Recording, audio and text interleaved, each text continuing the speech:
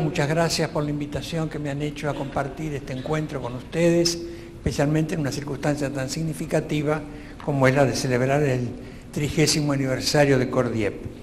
Me he reencontrado con muchos amigos, estoy seguro que haré nuevos amigos y esa es una de las virtudes de encuentros como este que permite compartir intereses comunes y además también compartir la vida, que es tan importante como esos intereses comunes. Se mencionaba recién que en este momento, circunstancialmente, presido la Academia Nacional de Educación y es en ese carácter que quiero transmitirles a ustedes el saludo de la Academia Nacional de Educación, cuyo secretario está aquí presente también, el doctor La Greca, de modo que deseamos lo mejor para este encuentro y para las actividades que realizan las organizaciones que ustedes representan. Cuando me invitaron, claro, era un auditorio complejo porque es gente muy experta en el tema y entonces ahí tuve que decidir si hacía una presentación académica formal como corresponde o si compartía algunas preocupaciones, algunos temas, si les dejaba algunas ideas para pensar los dilemas que enfrentan en la vida cotidiana todos ustedes. Obviamente he optado por esto último, de modo que haré una presentación que les podrá sonar como desorganizada, pero en el fondo lo que persigo es que todos puedan encontrar algún tema, alguna manera de analizar alguno de los temas que les preocupa en su actividad cotidiana vinculada con la educación. Voy a hacer afirmaciones generales, sé que hay excepciones, pero a lo que me refiero es fundamentalmente a las tendencias, a las grandes tendencias que uno ve en materia educativa en el país. La educación en la Argentina importa poco. Más allá de lo que se dice en los discursos, en los hechos concretos no hay una preocupación social trascendente por la educación. De la escuela se piden muchas cosas, pero no siempre se valora el logro académico. No siempre se tiene presente esa frase que nos decía recién el rabino, que en el aula se juega la vida. Y me parece una frase muy acertada que debiera ser el lema de algún próximo congreso de Cordiep, porque creo que resume muy bien la idea de la trascendencia que tiene la educación. Les decía que la educación importa poco. Y en ese sentido creo que tenemos que encarar la tarea de hacer un esfuerzo para que la gente vuelva a percibir la trascendencia que tiene la educación, tanto para sus propios hijos como para la sociedad en general. El destino del país depende de la educación de su gente y eso que todos decimos, que todos repetimos, reitero, en los hechos concretos eso no se ve en evidencia. Hay muchas razones por las que esto sucede, yo voy a mencionar solamente algunas, voy a dejar ciertas líneas, reitero, para que puedan pensar en estas cuestiones cuando los enfrenten. La Argentina tiene muy poca gente educada. Contamos con muy poca gente con educación media completa en nuestra fuerza de trabajo en comparación con los países desarrollados y eso es una situación alarmante. Hay una gran desigualdad en la distribución del bien educación, desigualdad que se manifiesta en distintos niveles. Los hijos de las familias de mayor nivel socioeconómico reciben más años de educación que los de menor nivel socioeconómico. Hay una gran desigualdad en la distribución de la educación entre las distintas jurisdicciones, entre las distintas provincias argentinas. Y además, aquellos que reciben educación, la educación que reciben tiene graves problemas de calidad. Poca gente educada y aquella gente que recibe educación tiene además problemas de calidad en la educación que han recibido. Ya es un lugar común, no lo era hace 20 años, cuando, como se mencionó, publiqué la tragedia educativa, ya es un lugar común señalar que de cada 100 chicos que ingresan a la escuela primaria, solamente 50 terminan la escuela media, y de esos 50 que terminan la escuela media, la mitad tiene dificultades para comprender lo que lee, y 2 de cada 3 tienen dificultades para hacer simples operaciones que involucran la abstracción relacionada con la matemática. Eso es un escándalo. Que en la Argentina, después de estar 12 años en una institución educativa, los chicos salgan con esos problemas, con esas dificultades, es algo que debiera llamarnos a todos a la reflexión y debiéramos hacer un esfuerzo para intentar corregirlo.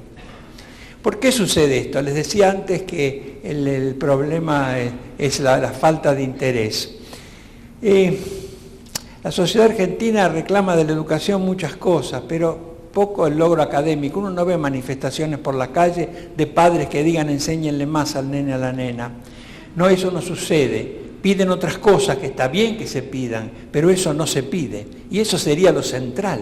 Que se pidiera eso sería un tema central y de enorme importancia. En el fondo de todo este problema, en mi opinión, existe una paradoja que yo he señalado en su momento y que se ha ido confirmando con el correr del tiempo, y es la siguiente. Si uno le pregunta a los padres argentinos cómo está la educación en el país, el 70% de los padres considera que está regular, mal o muy mal. Va a decir que la gente percibe que hay una crisis en la educación. Sin embargo, si a esos mismos padres se les pregunta si están satisfechos con la educación que reciben sus hijos, el 70% de los padres contesta que están satisfechos o muy satisfechos con la educación que reciben sus hijos. Vale decir que la gente entiende que hay una crisis, pero por un milagro pareciera que cada uno de nosotros se ha salvado de esa crisis. Yo he hablado muchas veces del país de los huérfanos, porque efectivamente estos chicos, esa mitad que no entiende lo que lee o lo que tienen dificultades para hacer simples operaciones de abstracción matemática, esos no son reconocidos por nadie como hijos, de modo que la cantidad de huérfanos en el país debe ser muy alta. Es más, en los estudios que hace anualmente el Observatorio de la Deuda Social de la UCA, se ve claramente, esto se ha confirmado, pues siguen haciendo ese tipo de investigaciones, y les preguntan a los padres, señora, ¿usted cambiaría al nene de escuela para que mejore la calidad de la educación que recibe? No. Cada vez más gente responde negativamente. Un 80% de los padres no cambiaría a los chicos de escuela para mejorar la calidad de la educación que recibe. Y están contentos todos, los que van a escuela de gestión estatal, los que van a escuela de gestión privada, los ricos, los pobres, los del primario, los de enseñanza media. Vale decir que cada uno de nosotros piensa que por un milagro nos hemos salvado, que la crisis es de los otros, que el problema es de los demás. Y en un momento en el que los problemas de los demás importa poco a cada uno de nosotros, la situación se va perpetuando sin que se modifique. En esa paradoja yo creo que reside mucho de lo que nos pasa, porque obviamente nuestra dirigencia política y la dirigencia en general lee estas mismas encuestas, ve estos mismos resultados y entiende que el problema de la educación es un problema que no está entre los prioritarios. Se manifiesta en las crisis, estas que vivimos periódicamente, de los salarios de los docentes, que en realidad es un signo, esa crisis es un signo. Los docentes ganan poco porque a nadie le interesa mucho lo que hacen.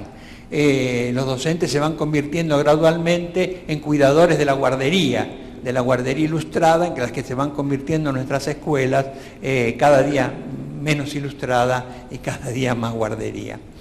Creo que ese es un punto central, ese es un punto importante en el análisis de lo que nos está pasando en este momento.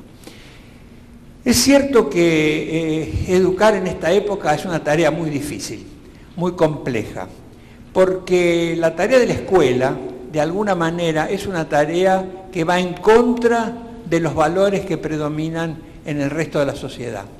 La escuela se ha convertido ya hace tiempo en una actividad contracultural. Es distinto. Lo que la escuela pretende no es lo que pretende el conjunto social. Y eso es lo que también genera esas tensiones entre la escuela y quienes reciben la educación. Por eso yo señalaba al principio este desinterés generalizado por el logro académico, que ha hecho que el pacto fundacional de la escuela, la alianza de padres con maestros para educar a los chicos, hoy esté rota. Hoy los padres están asociados a los hijos, aliados con sus hijos, en contra de la institución escolar, porque la escuela es vista como un lugar de opresión, un lugar que tiene algo que la gente quiere, que es la certificación, pero que pone demasiadas condiciones para entregar eso que la gente quiere. Por eso es esta lucha que se va generando entre la escuela y los usuarios de la escuela. Usuarios de la escuela. Yo hablo de usuarios de la escuela más que de alumnos, porque la especie alumnos es una especie en vía de extinción. La idea de que van a la escuela con disposición de aprender algo, eso ya se ve cada vez menos. Van con la idea, o los padres los mandan con la idea, de que los chicos sean entretenidos y que molesten lo menos posible. Que los molesten lo menos posible y que molesten lo menos posible. Hay como un pacto hecho entre la escuela y los padres de llegar a ese entendimiento en el que, bueno, más o menos están todos tranquilos. Si quieren un caso claro, en algunas provincias argentinas en las que no ha habido clase durante meses o durante todo un año, el reclamo de los padres no es que los chicos recuperen el saber que no han tenido, sino que les den por aprobado el año o el grado que no han cursado. Si quieren hipocresía mayor que esa, yo creo que después de eso lo que habría que hacer es cerrar las escuelas y hacer clubes, porque van a estar todos mucho más contentos. Y se genera esta idea de que los chicos en la escuela se aburren. La escuela no es una parte más del mundo del espectáculo, como se está generalizando. Los docentes no son animadores y tienen todas las de perder si quieren competir con los animadores. Por más que hagan esfuerzo, nunca los van a igualar. Es diferente, la escuela es una institución diferente, es un lugar a donde se va a hacer un esfuerzo interesado por los docentes, apoyado por los padres, pero un esfuerzo personal. Cualquiera de ustedes que aprendió algo sabe que le costó un trabajo, un esfuerzo.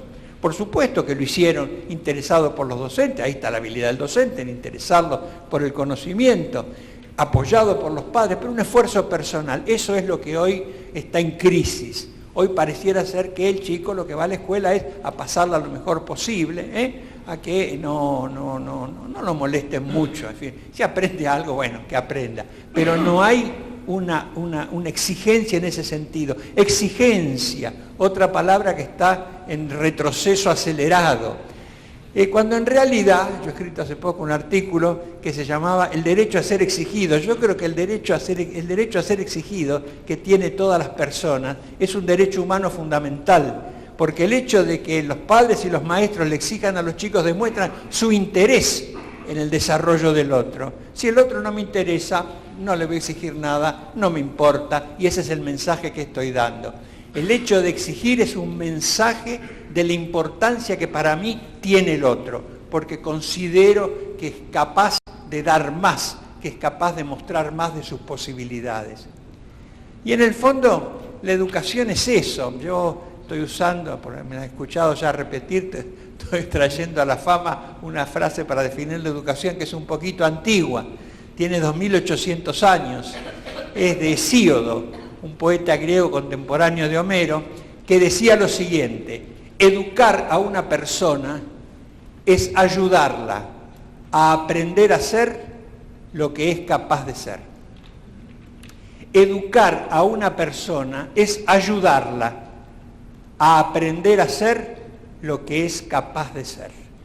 Y creo que allí se resume muy bien el propósito de la educación, las dos vertientes fundamentales, la de la ayuda al otro. Educar es ayudar a otro, es una tarea de personas que ayudan a personas y la ayudan fundamentalmente con el ejemplo. Personas que ayudan a otras, es una tarea interpersonal, como lo es la medicina, personas que ayudan a otros. En el caso de la educación, ¿a qué lo ayudan? A advertir cuáles son sus posibilidades como seres humanos. A humanizarse, es una tarea de humanización. Si bien muchas veces la educación se convierte en una tarea humanitaria, que es bueno que lo haga, cuando hay que ayudar a la gente más necesitada, hay que alimentarlos, en fin, hay que enseñarles las cosas básicas del comportamiento, lo que hace la educación en el fondo es humanizarnos, hacerlos humanos. Porque cuando nacemos no somos humanos. Somos humanos cuando adquirimos la dimensión de nuestras posibilidades y cuando lo hacemos incorporando nuestra cultura, incorporándonos a una cultura.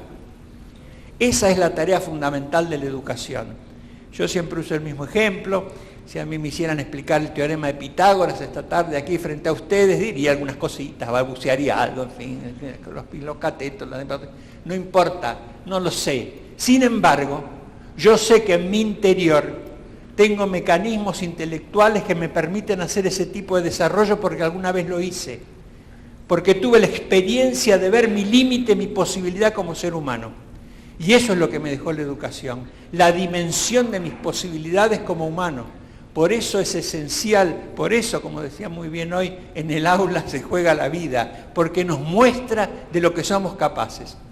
Y eso se nos muestra mostrándonos, poniéndonos en posesión de nuestra herencia, porque contrariamente a lo que se piensa ahora, el mundo no nace con cada generación. Venimos de un mundo que nos precede y dejaremos un mundo en el cual tratamos de dejar nuestra huella, que nos seguirá. Eso me parece que es una idea que también está cayendo en descrédito, porque se piensa que solo lo valioso es lo nuevo, cuando en realidad lo nuevo es la síntesis de lo que hemos aprendido en el pasado con la influencia del medio que nos rodea.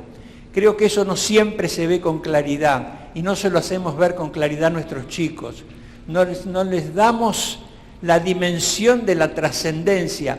Yo cuando hablo de esto en general muchas veces uso, algún escrito tengo, no crean, pero bueno.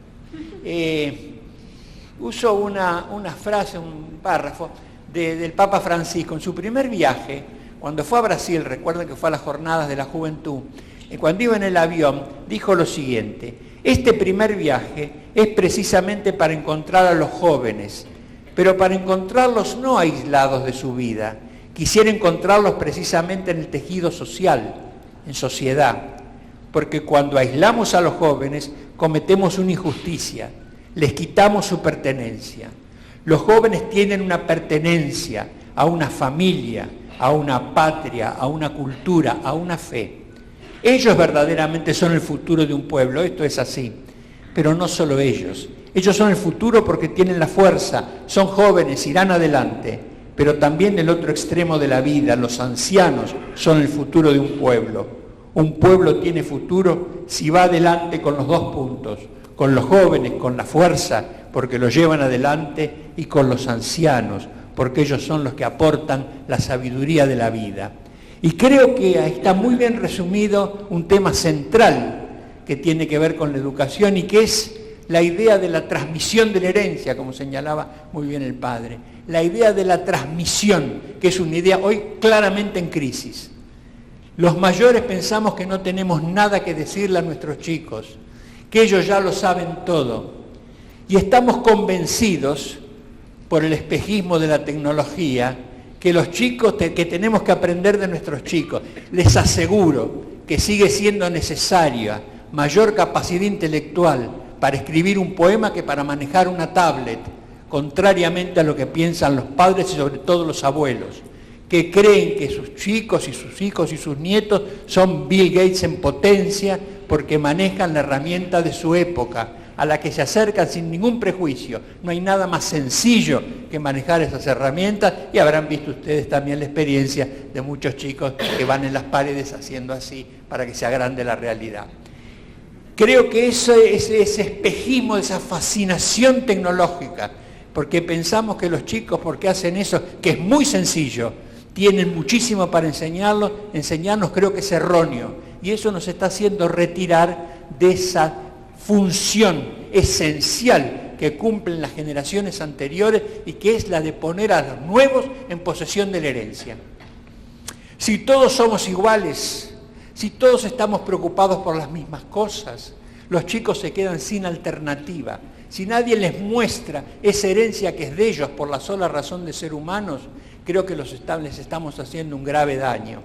Hace poco leí una frase que me parece que resume muy bien todo esto, que la dijo en una entrevista, en un reportaje, la dijo el actor Julio Chávez, dijo lo siguiente: el conocimiento no es solo algo que se adquiere, es también algo que se recupera. Cuando leo a Pessoa, a Shakespeare o a tantos otros pensadores, no solo estoy descubriendo algo que desconocía, sino que estoy recuperando algo que no sabía que era mío. Y creo que es una brillante definición de esa tarea de ponernos en posesión de la herencia, mostrarles a los demás, mostrarles a los recién llegados algo que es de ellos. Después harán otra cosa, pero es importante que les mostremos algo que también que les pertenece. Hay una resistencia a esta tarea, primero porque vivimos una desvalorización del pasado y segundo porque todos nosotros queremos ser jóvenes en una sociedad que lo que valora es lo joven. Todos queremos ser los amigos canosos de nuestros hijos o de nuestros alumnos. Nos cuesta asumir la idea que somos diferentes. Me parece que eso es clave y esto en algún momento tendremos que volverlo a pensar. Y la posesión de la herencia implica saber algo. Se está generalizando la idea que no es necesario saber nada, que total, cuando uno necesita algo va a la base de datos, busca y ahí está. Efectivamente, ahí está. Pero en las bases de datos uno busca lo que va a buscar. Y eso que va a buscar está determinado por lo que uno es, por la educación. Uno lleva a las herramientas la persona que uno es. Las herramientas no son inteligentes, el teléfono no es inteligente. Inteligente es el que lo diseñó, el que lo inventó, el que hizo la ciencia detrás. El inteligente es ese, no la herramienta. Y bueno, y si no, es cuestión de mirar a todos los que van por la calle atropellados prácticamente por los autos, mirando sus teléfonos, bueno, eso no distan de ser inteligentes. De modo que me parece a mí que tendríamos que tener cierta prevención, y no quisiera que se interpretara como un discurso antitecnológico. Yo soy súper adicto demasiado adicto a la tecnología, pero veo también los peligros y me parece que tenemos que mostrarle a nuestros chicos cuáles son esos peligros. Por eso cuando se dice no es necesario estudiar porque total todo cambia, sí, cambia la frontera del conocimiento, pero nosotros no tenemos un problema en la frontera del conocimiento, tenemos el problema que los chicos no entienden lo que leen, y ese es un problema de la base, no es de la vanguardia, es de la retaguardia. No entienden lo que leen. El fracaso de las universidades se explica por eso, por otras razones, pero fundamentalmente por eso. ¿Por qué abandonan los chicos en primer y en segundo año? Porque no entienden, porque no pueden comprender, son incapaces de hacer una abstracción más o menos compleja.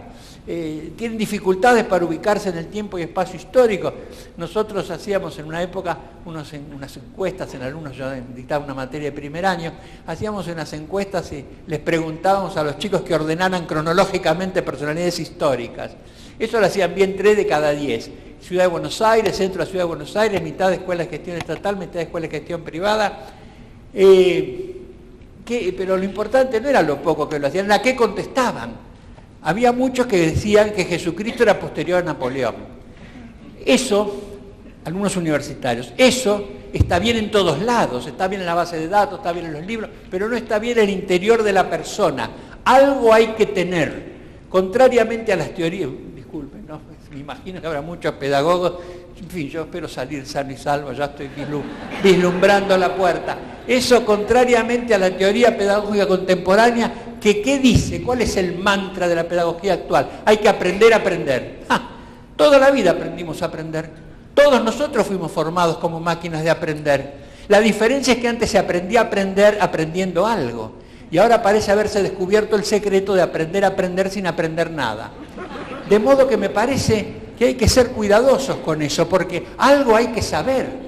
Para emitir un juicio, para decir algo, hay que saber algo. Hoy privilegiamos la creatividad, la espontaneidad, en fin, todas esas cosas que están de moda, ¿no? Claro, pero para crear hay que saber qué va a crear uno. Si a mí me hicieran diseñar un puente, se viene abajo a la hora, porque no tengo la más mínima idea, ni de la matemática que hay detrás, ni la resistencia de los materiales, ni todo eso que hay que estudiar para poder crear. Esta idea de que se crea de la nada, el espontaneísmo total, es una idea muy peligrosa, Por eso yo creo que es trascendente también pensar estos temas desde ese punto de vista. Un tema que me parece interesante comentar es la idea que la tecnología contemporánea ha permitido cosas hasta ahora impensadas, muchas de enorme importancia y muy beneficiosas, pero otras curiosas. Todos nosotros pensamos que somos lo más importante del mundo, obviamente, ¿no? Siempre hemos pensado eso, que nosotros somos lo más importante. Aunque no lo admitamos, lo pensamos. El problema es que era difícil hasta ahora que eso lo manifestáramos, porque a nadie se le ocurría salir al balcón de la casa y empezar a gritar, me acabo de levantar, buenos días, ¿no? Ahora eso es posible. Ahora eso es posible porque con las redes sociales podemos comunicar cada acto de nuestras vidas. Yo, por razones profesionales, ya hace muchos años, ingresé tímidamente en Facebook, ya lo abandoné. Me cansé de ver los nenes, las nenas, los baldecitos, las playas, la pileta, todo el perrito, ya está. Ya me saturé de eso. Sigo, sin embargo, sigo en Twitter y cada tanto sigo a personas medianamente inteligentes, pero cada tanto tiene su desliz. Cada tanto ponen la foto de la pizza que están comiendo. ¿A quién le importa la pizza que están comiendo? Entonces, me parece que ese uso del tiempo propio de los otros es un uso muy peligroso. Es un uso muy peligroso porque tiende a esa creencia, a la manifestación de esa creencia que los demás están interesados en cada pavada que a mí me pasa. Cuando en realidad eso no es así, ya lo conocerán porque es una cosa que se ha difundido mucho, pero en fin, les voy a leer un pequeño parrafito que circula por ahí, que dice lo siguiente: en este momento estoy probando a ser amigos fuera de Facebook, pero aplicando los mismos principios. Para ello, todos los días salgo a la calle y a los que pasan los acompaño unos metros y les explico lo que he comido, cómo me siento, lo que hice ayer, lo que voy a hacer más tarde, lo que voy a comer esta noche y más cosas. Les entrego fotos de mi mujer, de mi hija, de mi perro, mías en el jardín, en la piscina, fotos de lo que hacemos los fines de semana. También camino detrás de las personas a corta distancia. Escucho sus conversaciones, luego me acerco y les digo que lo que escuché me gusta. Les pido que desde ahora seamos amigos y también les comento algo sobre lo que les escuché decir. Más tarde comparto todo eso cuando hablo con otras personas y funciona. Ya tengo 3 personas que me siguen. Son 2 policías y un psiquiatra. Creo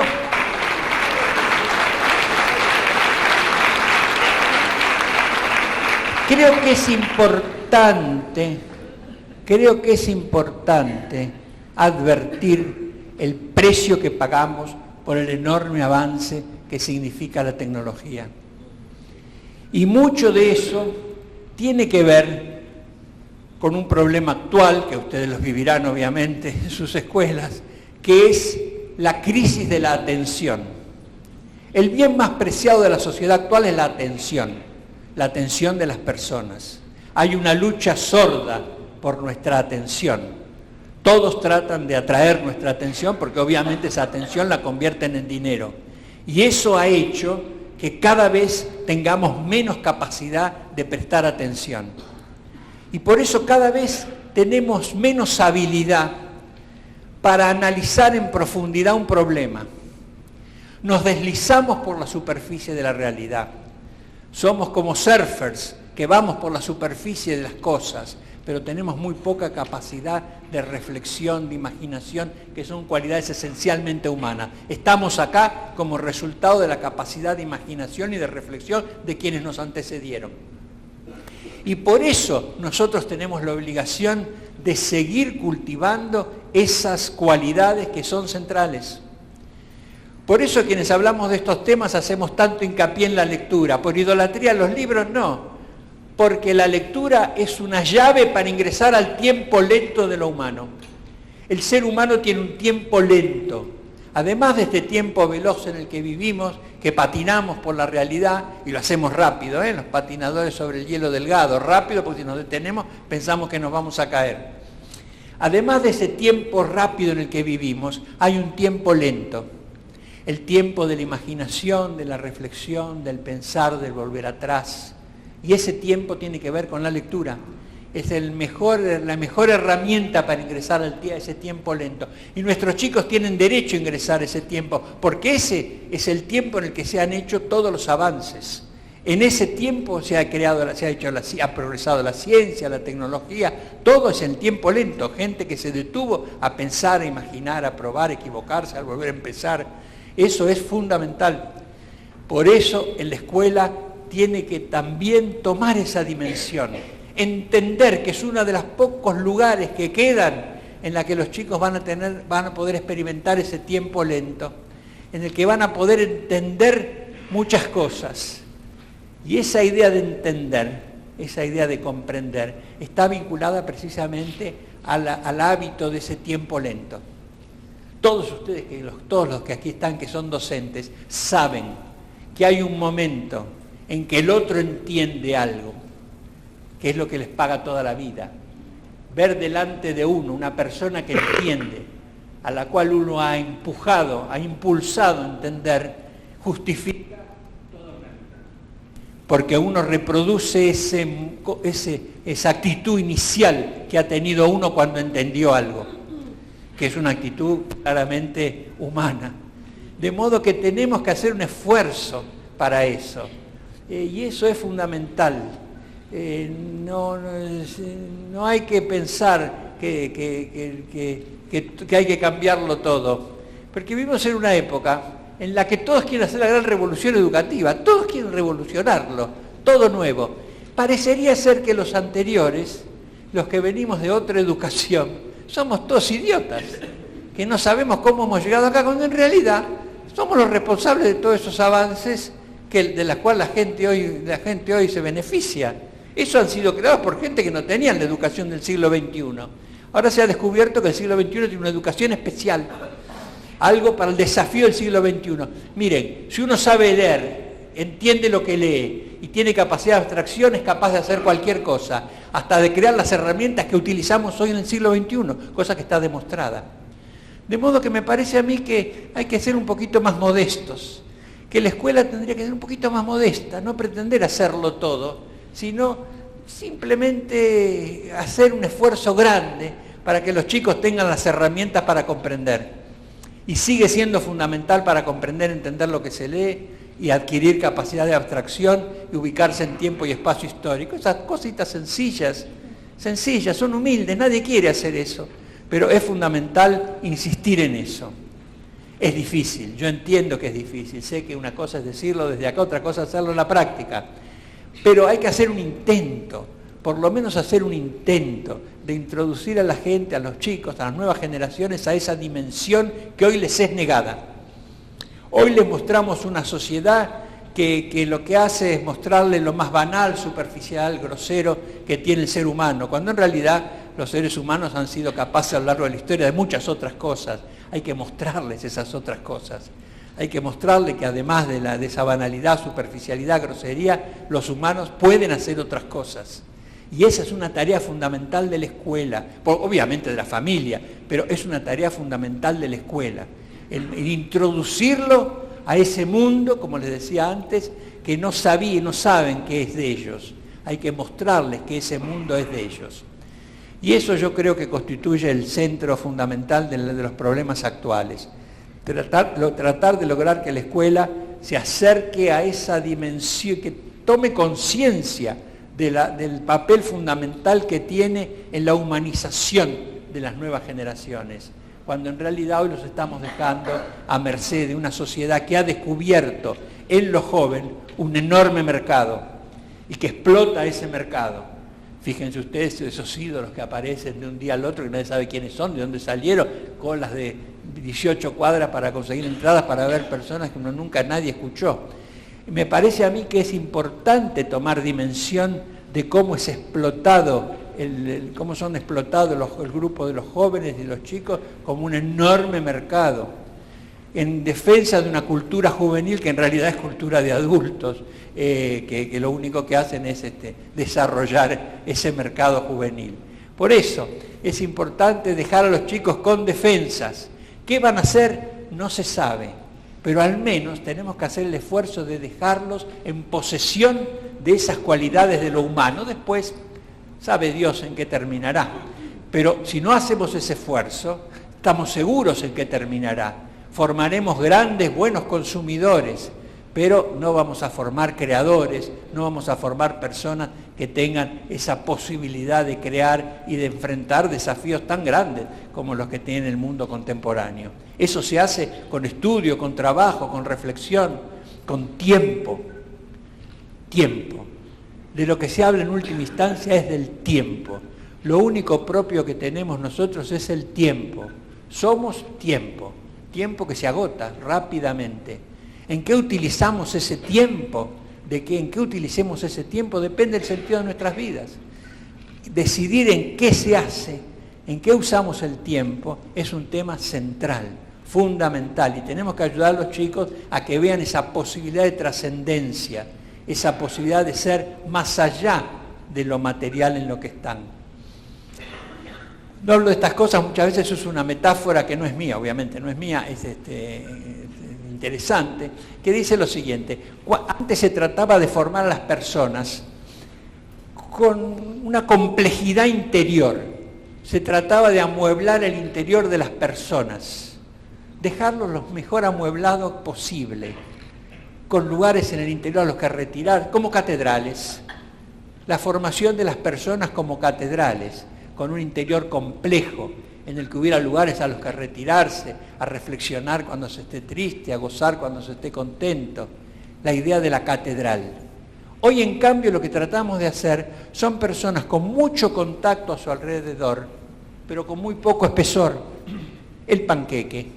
Entonces, la metáfora de la catedral y el panqueque me parece interesante para pensar esta dimensión de la educación, la importancia que tiene el dejar a las personas con un rico interior, obviamente compuesto por diversas cosas.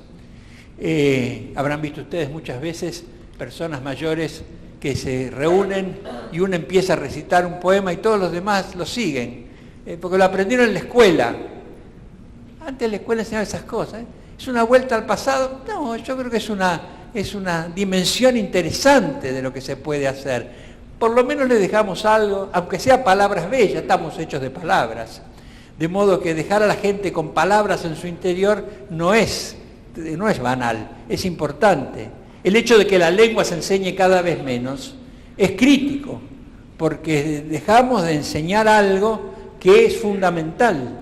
El hecho de que los chicos, los jóvenes y los grandes manejemos cada vez menos palabras es grave, porque estamos hechos de palabras. Y la incapacidad que tenemos para manejar las palabras es incapacidad para construir nuestro interior. De modo que es importante en la escuela la modesta tarea de volver a la palabra, de volver a enseñar la palabra, porque eso además tiene mucho que ver con la generación de la violencia. Cuando se tienen pocas palabras, rápidamente se pasa a la acción. Cuando se tienen más palabras, es más posible argumentar. Cosa que está perdida también, la capacidad de expresión es cada vez menor, se está perdiendo aceleradamente. Por eso a los chicos hay que hacerlos hablar, hay que hacerlos parar frente a los otros, no se estigmatizan porque no digan palabras, porque les cueste, ya van a aprender. Se los estigmatiza cuando se los deja sin la palabra. Entonces esta idea de que no, pobrecito, ¿no? Si no puede hablar, no. La pedagogía compasiva que se va generalizando es sumamente peligrosa. Esta idea del pobrecito, no hay que acercarse ni hacer mucho porque pobre, eso es un error, en mi opinión, obviamente, ¿no? Eso es un error. Me parece que tenemos que permitir que todos los chicos expresen sus posibilidades, y todos las tienen, en la medida en que nosotros los alentemos, los interesemos. Hemos perdido la confianza en que el conocimiento sigue interesando. El ser humano es curioso por naturaleza. Esto es lo que nos trajo, reitero, hasta acá. Entonces los chicos siguen siendo curiosos, está en nosotros el estimularlos, el interesarlos. Y no es cierto que solo se los estimule y se los interese por la herramienta que usen. Está bien que usen herramientas, a mí me parece fantástico que todos tengan todas las herramientas actuales. Creo que sí, que es fundamental, si las usan en todos lados. Pero en la medida en que sean usadas precisamente para acceder al conocimiento. Con la información no basta. La información es datos sueltos. Conocimiento es la interpretación de la elaboración por la persona de esa información. Y eso cuesta mucho trabajo. Eso lo tiene que ayudar a hacer la escuela. Dar el ejemplo de esa posibilidad que tenemos los humanos de elaborar esa información y transformarla en conocimiento, en saber concreto. Estamos inundados de información, pero cada vez tenemos menos profundidad en el pensamiento, precisamente por eso, porque vivimos en esa vorágine, en esa vorágine acelerada. Pareciera ser que si no estamos, y obviamente me incluyo, ¿no? Es una autocrítica, si no estamos informados de lo último en el último momento, algo perdemos. Hace 30 años, a mí me interesaba algo, un trabajo, algo, le escribía al autor, me lo mandaba, esperaba 15, 20 días, cuando llegaba abría el sobre, contento, lo leía. Ahora lo tengo en el acto, lo que quiero, pero no lo leo. Tengo una ilusión de saber.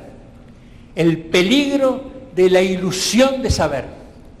Porque el saber no es que pase frente a nuestros ojos algo, es reflexionar, meditar sobre ese algo. Y eso, claro, requiere tiempo, dedicación y tiempo. Por eso yo creo que la escuela tiene que desarrollar esas capacidades que hoy no desarrolla.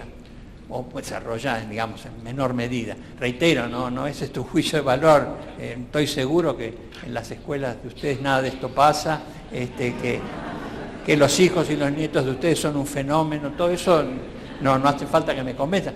Yo digo, puedo decir estas barbaridades porque nadie se da por aludido. Por eso cuando termino de hablar, yo claro, ya tengo mucha experiencia, cuando termino de hablar, se acerca siempre, señor, señora, me dice, cuánta razón tiene en lo que dice. Estoy tan de acuerdo con usted. Por suerte, mi nietito, extraordinario, no sabe lo que es el nene. Bueno, en fin, todos estamos convencidos de eso, de que todos nosotros somos extraordinarios, que son los otros los que tienen el problema. Hay que hacer un esfuerzo, porque nosotros no vivimos solos, vivimos con los demás, y la calidad de los demás tiene impacto en nuestras vidas. La calidad de mi vida depende de la calidad de quien tengo enfrente. Y por eso tenemos que hacer un esfuerzo para educar mejor a la mayor cantidad de gente posible. Si no lo hacemos porque creemos que es por solidaridad, al menos deberíamos hacerlo por autopreservación. Yo siempre cito una frase de Sarmiento, 1848. Sarmiento decía, no queréis educar por caridad, al menos hacedlo por miedo. Y yo creo que esa frase de Sarmiento, 1848, tiene ecos en nuestra época, porque si no hacemos un esfuerzo para educar mejor a la mayor cantidad de gente posible, no nos van a bastar los country, las rejas, los perros, los caballos no se ocupan de eso, pero los country, las rejas, los perros, no nos van a bastar, nos van a matar a todos, porque la gente que no... Bueno, yo estoy buscando el elefantito, pero...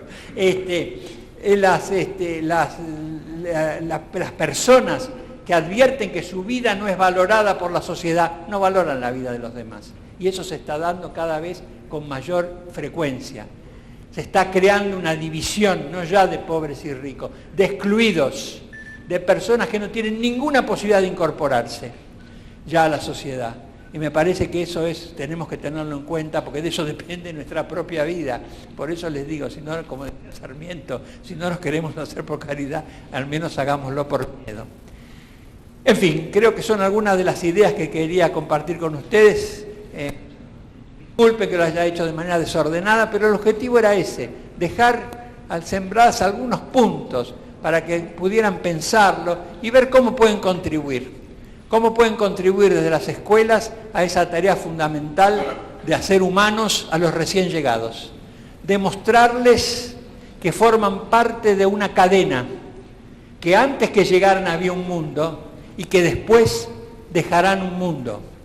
Y me parece que la continuidad de las generaciones es una idea que hoy deberíamos reafirmar muy activamente, porque los chicos lo merecen, los jóvenes merecen que les mostremos que otra vida diferente a esta que hoy les mostramos con tanto entusiasmo, que otra vida es posible. Gracias.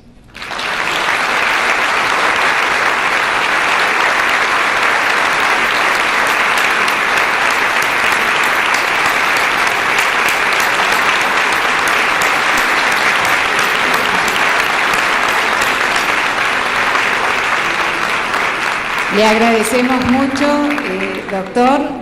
No sé si hay alguna pregunta, algún comentario que quieran hacerle. Tenemos unos minutos más.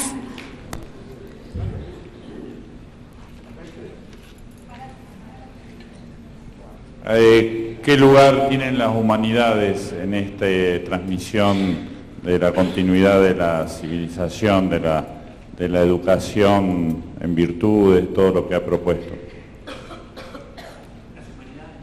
Sí, las humanidades. ¿Qué lugar para usted ocupan las humanidades en la educación? Fundamental.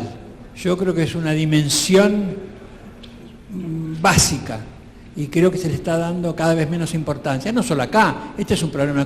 Vamos, muchas de las cosas que yo he mencionado no son problemas argentinos, es un problema de la crisis de la cultura occidental. Eso es claramente evidenciable. Acá se da con otra magnitud, pero los elementos básicos de esta crisis están presentes en toda la civilización occidental.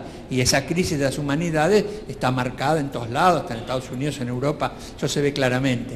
Creo que es fundamental que los chicos tengan, que los jóvenes accedan a esa visión. Por eso yo les decía esta idea de lo que nos hace humanos. Eso es lo que nos hace, por eso llaman humanidades, porque nos hacen humanos. Tiene que ver con nuestra capacidad singular. Por supuesto que estoy de acuerdo en el fortalecimiento de la ciencia, la matemática, la ciencia, la tecnología, me parece muy importante. Pero me parece que la dimensión de lo humano, de lo propiamente humano, la creación en las artes, eso es fundamental. La comprensión de los grandes problemas filosóficos, eso es fundamental. Pero no se olviden que todo esto suena muy bien, pero tienen que tener las habilidades básicas. Un chico que termina cuarto grado tendría que poder leer perfectamente bien y entender lo que lee. Y eso hoy no sucede. Entonces, todo eso me parece espléndido, pero hay que hacer un esfuerzo para que los chicos, por lo menos cuando terminen los 12 años de escuela, no tengan problema para entender lo que leen, no tengan problema para hacer un porcentaje. Pregúntenle a cualquiera en la calle, Sí, la vez pasada voy a comprar el diario, ¿cuánto me tiene que dar de vuelta? No es capaz de calcularlo. Un chico joven, digo, que se ve que ha ido a la escuela. Le pregunté, ¿vas a la escuela? Sí, dije, ¿no sabes? Y no, lo hago en la máquina. Si lo hace con la máquina me parece perfecto, pero no sabe lo que hay detrás. Entonces es importante que esa dimensión, es importante eso. La escuela hoy pretende hacer de todo, pero no hace bien lo que debería hacer, que es darle a los chicos las herramientas para entender. Reitero, una persona que entiende lo que lee, que se ubica en tiempo y espacio histórico, que tiene capacidad exterior, hace cualquier cosa, hasta manejar una tablet. Me parece que eso es fundamental, eso es clave, así que yo me centraría un poquito en eso. Yo entiendo que no luce, que es más lindo, grandes proyectos, grandes cosas, pero la lengua, es difícil aprender a leer y escribir y entender lo que se lee. Hoy ya nos enseña, ¿por qué? Porque los chicos hablan. Entonces cuando viene a la clase, el chico habla, ¿qué le va a enseñar si ya habla? Entonces ya está, se celebra cualquier estupidez que dice. ¡Ay, qué interesante lo que digo! Tienen que aprenderlo. ¿Por qué no se hace más el dictado? Porque es una imposición. Francia en este momento que está revisando su educación, el ministro de Francia que está revisando su educación, ¿a qué vuelve? Al dictado. Todos los días se sientan y hacen un dictado. Acá se imaginan, si se hace eso, ¿cómo los chicos? ¿Por qué va a haber alguien que le dicta y el nene que escribe? Por favor, eso es una imposición, es estigmatizante, es la imposición de los adultos sobre los chicos que tienen derecho a la expresión. Pobrecitos, los dejamos en la ignorancia. Escriben, son incapaces de redactar una frase más o menos con cierto sentido. Me parece que no los ayudamos con eso, que toda esta pedagogía compasiva no los ayuda. Al contrario, les limita sus posibilidades. Bueno, en Francia también están volviendo al latín. ¿Se imaginan si acá alguien propusiera volver al latín? ¿Qué dirían los señores padres que mandan a sus nenes a la escuela para que estudien inglés y computación, y hagan buenas amistades. Está fantástico, está muy bien que estudien inglés y computación y hagan buenos amigos, pero nadie exige que les enseñen a entender lo que leen, que les enseñen un poco de historia, que les enseñen algunas otras las humanidades. Eso nadie va a una escuela y le dice, habrá quien va, ¿no? Pero quiero decir, en general, no es una tendencia. Me refiero a los que pueden pagar por la educación y consumir, buenos consumidores de educación. Eso no van a la escuela y dicen, a ver, ¿cómo le enseñan? ¿Qué filosofía le enseñan? ¿Le enseñan historia? No, quieren otra cosa. Y me parece a mí que es importante enfatizar eso, es importantísimo, ¿no? Sí. ¿Alguna otra pregunta? Nada más. Bueno. Para dar una apoyatura en la puerta de la escuela, cuando los padres dejan a sus hijos, permanentemente pasala bien y divertirte. Entonces, en la reunión de padres hace años, yo les propuse, y aprendí algo nuevo cada día. Y eso es lo que nos cuesta, que los padres crean que la escuela es un nivel de esparcimiento, tipo club. Hacen campamentos, hacen excursiones. Muy pocos son los padres que preguntan ¿cómo enseñan? ¿Leen acá? ¿Se les exige leer? Que está bien que hagan campamentos y excursiones, pero al menos lo otro es fundamental, lo otro es clave, porque puede ser que pase sin hacer el campamento de excursiones, pero si sabe leer, si entiende lo que lee, si tiene capacidad de abstracción, está bien, después hará el campamento, hará la excursión cuando sea grande, pero tendrá la herramienta. No puede ser que... Miren el problema que tenemos. Reitero, de cada 100 chicos, de cada 100, solo 50 terminan la educación media. Hay 50 que ya están afuera, no completaron. De esos 50 que terminan, 25 es como si no lo hubieran hecho, tienen grave dificultad. Así que tenemos de cada 100, tenemos 75 que o no terminaron o tienen seria dificultad. Eso es gravísimo. Y yo creo que entre todos tenemos que hacer un esfuerzo para volver a enseñar esas habilidades básicas. Está bien que hagan campamento, que hagan todo eso, pero por lo menos que sepan eso. Es fundamental poner el énfasis en eso. Tenemos que hacer ese esfuerzo. ¿Qué dicen las autoridades? Todos se quieren sacar la foto con la computadora porque se fotografía. Con un maestro no se fotografía a nadie, pero la computadora se deja fotografiar. Entonces, la escuela del futuro. Bueno, antes eran las computadoras, ahora son las tablets. Ya estamos hablando de los teléfonos celulares. Y así cambiará la tecnología. Eso no va a modificar en nada. Absolutamente en nada. Porque sí, tiene todo al alcance de la mano. Pero lo quiere agarrar, le interesa, eso es clave, ese interés es lo que genera la educación. Por eso, las herramientas en uno encuentra todo, pero lo que busca es lo importante. ¿Qué busca? Eso lo crea la educación, eso me parece fundamental. Hay un tema también que, bueno, en fin, podríamos seguir toda la noche, pero hay un tema importante que es la resistencia a la norma. La educación tiene que ver con normas, lamentablemente.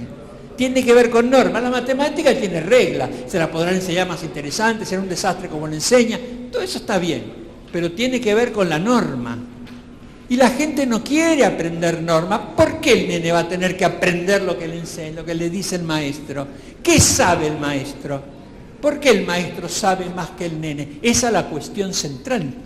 Ese cuestionamiento que hay al docente, que muchas veces puede estar justificado, porque no nos olvidemos que la docencia es una actividad que se va desprestigiando aceleradamente. ¿Por qué se desprestigia? Porque a nadie le interesa.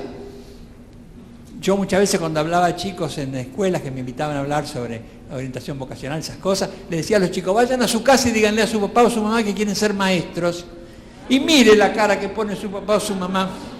Y ahí tendrán una radiografía de la hipocresía social, que por un lado dicen el maestro, el segundo padre, la segunda madre, pero por otro lado se resisten a que ustedes tengan el tesorito de otros hogares. Me parece que eso también es importante. Si nosotros no prestigiamos esa actividad, eso es señal de que no nos interesa. Y eso sigue siendo muy importante. Entonces, la idea de la regla, de la norma, digamos, la lengua que tiene reglas, la matemática que tiene reglas, hay resistencia a aprender eso. Y la gente, bueno, no le importa, ¿qué dicen los padres? Le va mal en matemáticas. El nene no nació para las matemáticas. Eso no se lo diría jamás un padre japonés, que le diría, el nene no hace el suficiente esfuerzo para estudiar la matemática. ¿Qué es eso que no nació para matemáticas? Por supuesto, ahora que tiene más facilidad, pero es cosa básica. Esa la aprende cualquiera que pone un poquito de interés. Hay muchos teóricos de la educación que dicen que en realidad hablar de la crisis de educación es un error, porque ya educación no hay, porque no hay más alumnos, Hay, como decía usted muy bien, hay personas que van a la escuela a ser entretenidas. Y esa no es la finalidad de la escuela. Por eso, si eso es lo que pretende, es más fácil hacer un club. Van a estar todos más contentos y listo. Por eso yo muchas veces hablando en la escuela y le digo a los directivos, ¿por qué no nos reúnen a los padres y les preguntan, ¿para qué vienen a la escuela? ¿Para qué mandan los hijos a la escuela? Y ahí a lo mejor sirve para hacer un nuevo contrato, porque si le dicen, mire, voy para el campo de deporte, ¿y por qué no ponen un club? Y si le interesa que le enseñen algo, en fin, me parece que eso podría ser interesante plantear ese problema, reunirlos a los padres, ¿para qué vienen acá? Porque hay que ir, porque quieren el título, porque el nene necesita tener el título. Sí, bueno, pero para tener el título va a necesitar hacer un cierto esfuerzo, ¿no? Eso me parece. En fin. Bueno, ya están aburridos, Bueno, gracias. Le agradecemos mucho con este fuerte aplauso todo lo que nos ha hecho reflexionar.